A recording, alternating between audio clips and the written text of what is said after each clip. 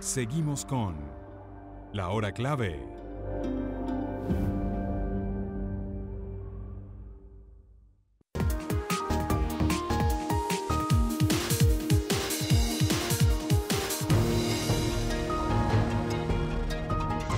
Todos seguimos con atención qué va a pasar en Nicaragua después de los hechos de violencia recientes y la tensión que aún se mantiene en ese país. Justamente para comentarnos al respecto tenemos a José Antonio Peraza, periodista desde Managua, Nicaragua. Bueno, la situación es la siguiente. Había una protesta muy simple, muy pequeña, de estudiantes que estaban protestando por que se estaba quemando una reserva de la biosfera, una reserva natural, y protestaron y fueron reprimidos. Posteriormente hubo un reclamo por cambio en el sistema de pensiones y fue una protesta muy pequeña, pero al mismo tiempo fue reprimida violentamente. Esto desató una respuesta de los estudiantes al ver que estaban agrediendo no solo a los estudiantes, sino a los ancianos, y eso desató una situación de reclamo generalizado en todo el país que fue reprimido violentamente por el gobierno. Hasta el momento, dependiendo de cuál sea la organización de derechos humanos, estamos hablando de más de 40 muertos. Algunas hablan ya de alrededor de 64 muertos y se habla, en la mayoría de ellos, de un balance más o menos de 400 heridos hasta el momento. ¿Qué ha sucedido? Ha habido una revolución, una insurrección generalizada en todo el país, que es producto no del tema de las reformas sociales que se estaban realizando en el Instituto Nicaragüense de Seguro Social, sino básicamente producto de un acumulado de mucho irrespeto, de mucha violación a los derechos humanos y de irrespetar la voluntad popular de los nicaragüenses con más o menos 4 o 5 fraudes electorales.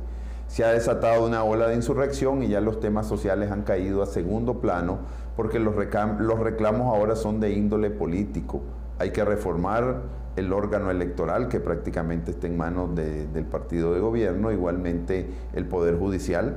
Básicamente aquí se ha judicializado la política totalmente y se usan los órganos del Estado para reprimir a los opositores y a todo aquel que se atreva a desafiar al régimen.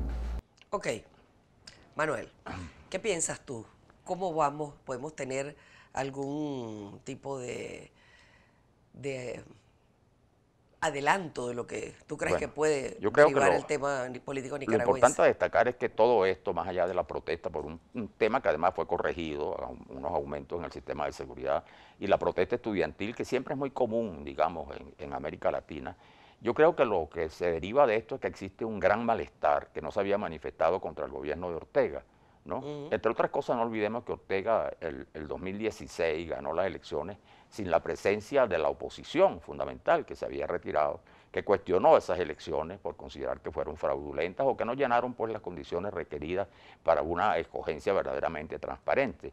Y por supuesto también ha habido críticas en relación al manejo del tema de la libertad de expresión, de ciertos mecanismos de represión, a pesar de que en el ámbito económico ha mantenido una política en combinación y acuerdos con los sectores empresariales. Pero fíjate que eso que se mantienen encubiertas y se ponen de manifiesto que hasta ahora ha sido exaltada, como decíamos, por el Fondo Monetario Internacional. Incluso esta medida que fue producto, que provocó la protesta, fue recomendada por el Fondo Monetario Internacional. Pero existe un malestar político que se ha expresado de esta manera y que creció más allá de lo que se esperaba con unas protestas que sorprendieron al propio gobierno. Ahora lo importante es que el gobierno admitió, primero derogó el decreto, liberó los presos políticos, bueno, restituyó las restricciones que habían establecido en la televisión. Los medios, claro. Y la conferencia episcopal convocó a un diálogo que ha sido aceptado tanto por la oposición como por el gobierno,